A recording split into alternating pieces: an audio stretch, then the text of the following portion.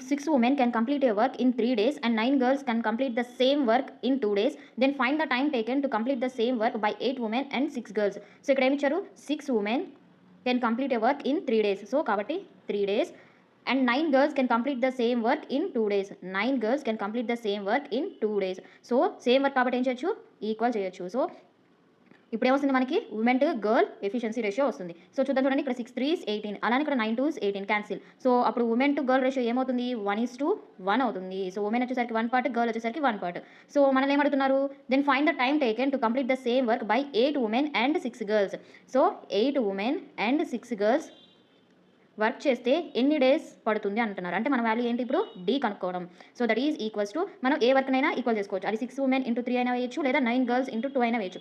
So నేను ఇక్కడ 6 women into 3 వేస్తున్నా. సో వర్క్ని ఈక్వల్ చేయాలంటే మనం ఈ వాల్యూస్ అయినా తీసుకోవచ్చు, ఈ వాల్యూస్ అయినా తీసుకోవచ్చు. సో ఇప్పుడు మనకి ఏంటి, ఇక్కడ ఉమెన్ వచ్చేసరికి 1, గర్ల్ వచ్చేసరికి 1. సో ఉమెన్ 1, గర్ల్ 1, మళ్ళీ ఇక్కడ women 1. So 8 into 1 8, 6 into 1 6 into డి, ఇక్కడ 6 into 1 that is 6 into 3. So 8 + 6 14 into D, ఇక్కడ 6 into 3.